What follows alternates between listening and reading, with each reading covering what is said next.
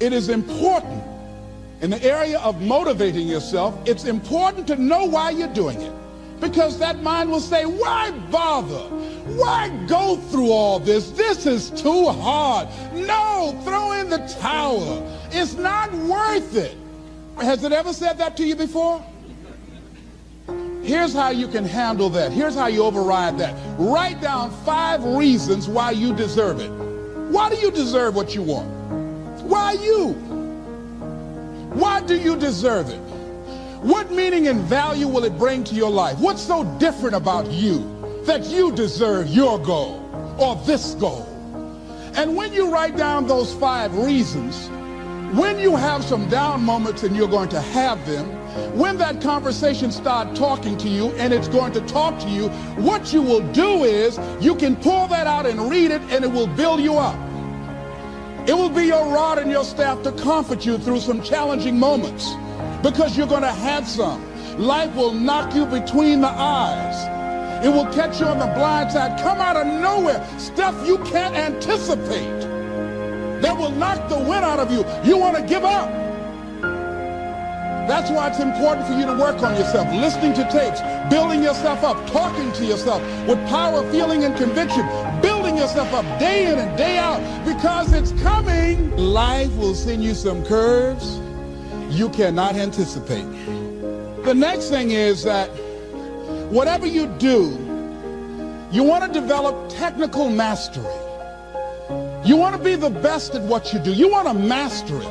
See, part of self-motivation is you've got to find something that gives you a strong sense of competence. Well, you become known for that. You develop a reputation of being good at doing that. You set some high personal standards for yourself. You're not competing with anybody else. You're just unfolding yourself to be the best person that you could be. That you want to give the best quality service that you can give, because that is a statement about who you are. The other thing that's the key to self-motivation is recognize the fact that you're going to get into some slumps. Recognize the fact that you're going to encounter a great deal of failure in life. It goes with the territory. But in the face of that, you want to be relentless. When you want something, you don't expect everybody to say, oh, come on in, oh, you want this? Oh, great, we want to give this to you. You're such a nice person. You're doing it for your family, aren't you? Great. No, life isn't like that. No, many doors will be closed in your face. Many loans that you will want. And they'll say, no, you don't have enough collateral. You don't have enough credit. And most people will give up. But you've got to decide that I'm going to be fearless. I refuse to be denied. And I'm going to go all out. I'm going to be relentless. I don't care how many no's I encounter. I like something Isaiah Thomas said when he was getting ready for a basketball game. He said, I'm going to either shoot us in or shoot us out, but I'm not going to not do anything. And that's the way to go.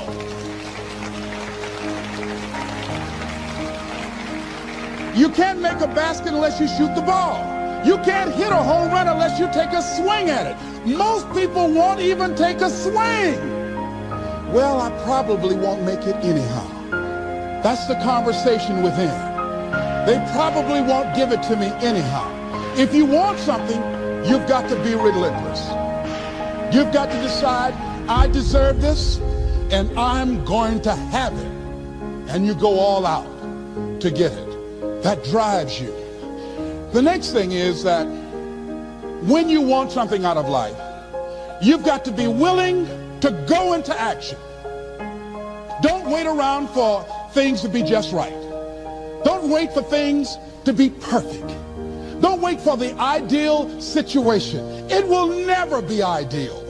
There will always be a reason. Well, as soon as the children grow up, or as soon as I pay my bills, or as soon as I get my divorce, as soon as I get enough money together, do what you can, where you are with what you have, and never be satisfied. A lot of people never take a chance in life. They don't want to take any chances. They want the situation to be ideal. See, that's not walking by faith. That's walking by sight. If I can see it, I'll do it. No. That's a lot of people saying, if I can see it, I'll believe it. No. If you believe it, you can see it.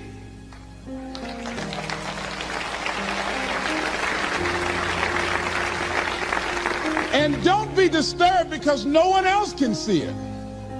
That's not unusual. That is ordinary. But because you want some different kind of results in your life, you've got to be willing to be unreasonable. If you want unreasonable results in your life, you've got to be willing to be unreasonable. Part of being unreasonable, you don't judge according to appearances. Part of being unreasonable, you can see it because you believe it. That's part of being unreasonable. Part of being unreasonable, you're like Paul, who said, you must have the faith to call forth those things that be not as though they were. That's part of being unreasonable. Most people won't do that. Most people say, call me when you get it together.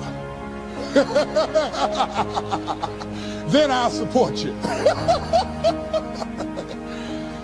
The other thing is that one of the keys to self-motivation that empowers you is that you want to find a cause larger than yourself. Find something that you can contribute to. Find something that you can make a difference because you can. Part of what feeds your larger vision, part of what gives you a reason for being, part of what gives you your life is being able to give something back. Say, I can't afford to give anything. You can't afford not to give. Give your time. Give your talent. If it's nothing, just to go over there and lick envelopes. I don't know exactly what I'm going to do, but I'm going over there. It's part of my tithing in the universe. Once you develop that special sense of mission, and that's what you develop when you're part of a larger cause than yourself, it drives you. You don't need an alarm clock to get up in the morning. You have special power. You'll go places and folk will like to be around you. They will know there's something different about you. When you go in, they'll say, hey, that's somebody important. I want to know who you are. I just want to be near you. That energy that you have, that consciousness that you will embody will affect everybody around you. The next thing is that you want to create a home court advantage for yourself. You've got to be aware of who you have around you. So you want to be selective. Have friends that will enable you to grow.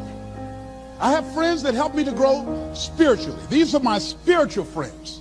I talk spiritual stuff with them.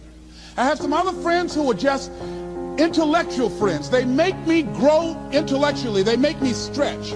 I have some professional friends. I'm a member of the National Speakers Association. I get together with other speakers and we learn from each other and we grow from each other. I have other friends who are just social friends. All we do is just socialize together. We'll look at a basketball game together or go out dancing, but that's all we can do. We don't talk anything serious, nothing spiritual, nothing intellectual. That's not that kind of relationship. Nothing heavy up in here. Have other friends, we walk together. That's all we can do, walk together. Talk about we're going to lose weight one day by and by for good, all right? That's all we do. Nothing else. So, according to the relationships that you develop, we grow from people and projects. And the relationships that you develop can enhance and can enrich your life, or they can drain you. I know many talented people who had a great deal of potential, but because they didn't surround themselves with other people that will inspire them to transcend themselves, they never realize their greatness, and they will end up going to their grave with all their good stuff still in them. So you want to look at your relationships, the people that you're involved with, the people that you communicate with most often, and you want to ask yourself the question, what am I becoming because of this relationship? Does it inspire me? Am I motivated? Am I encouraged? Am I driven to develop myself? Am I seeking my own greatness?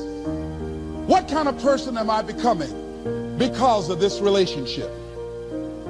Am I becoming more cynical and negative about life?